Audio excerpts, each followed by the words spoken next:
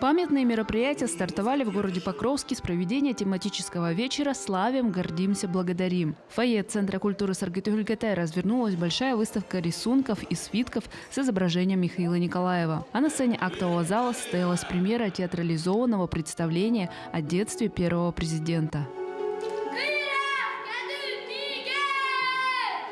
В основном, конечно, мы использовали документальный материал из его выступлений. Очень много опирались из его интервью, которые он давал по телевидению или в интернет-пространствах. Следующим знаковым мероприятием стал Николаевский форум, который прошел на родине первого президента в селе Чапаево. В течение 3 дней более 70 участников и экспертов из 30 районов республики обсуждали и разрабатывали предложения по актуализации стратегии социально-экономического развития республики до 2032 года целевым видением до 2050 года.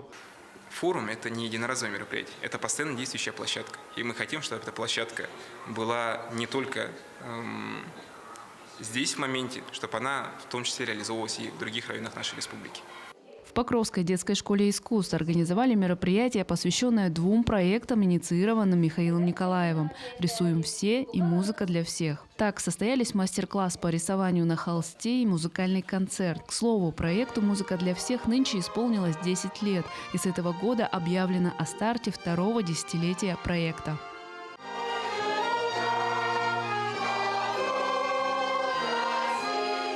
Дело в том, что Михаил Ефимович Николаев является в нашем Отечестве первым человеком, который понимал значимость музыкального развития именно в духовном развитии местного сообщества и подрастающего поколения. Поэтому он инициировал данный проект, и сейчас охвачено данным проектом 75% общеобразовательных школ и 98% детских образовательных учреждений, то есть детских садов.